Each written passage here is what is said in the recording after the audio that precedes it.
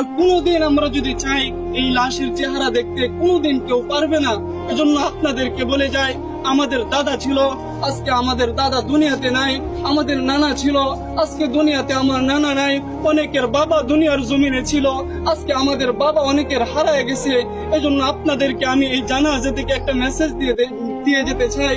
যারা আজকে মনে করতেছেন যে দুনিয়ায় আমার জন্য আসল, এ দুনিয়ায় আমার, আল্লাহ তাআলা বলতেছেন আমাল হায়াতুদ দুনিয়া ইল্লা মাতাউল গুরুর, যে দুনিয়াটা হচ্ছে একটা ধোঁকা, এ দুনিয়ার সবকিছুই ধ্বংস হয়ে যাবে। আমাল হায়াতুদ দুনিয়া ইল্লা মাতাউল গুরুর, যে দুনিয়াটা ধোঁকা। আজকে তোমার স্ত্রী, সন্তান, আত্মীয় স্বজন এরা সবাই ধোঁকা।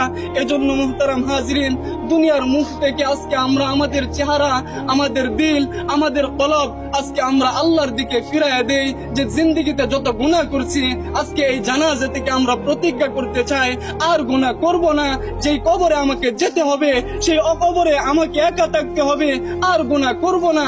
এই প্রতিজ্ঞা করে যদি আমরা এই জানাজা থেকে যেতে পারি, ইনশাআল্লাহ এই জানাজা আমাদের জন্য সফলতা বয়ে আনবে। সুবহানাল্লাহ।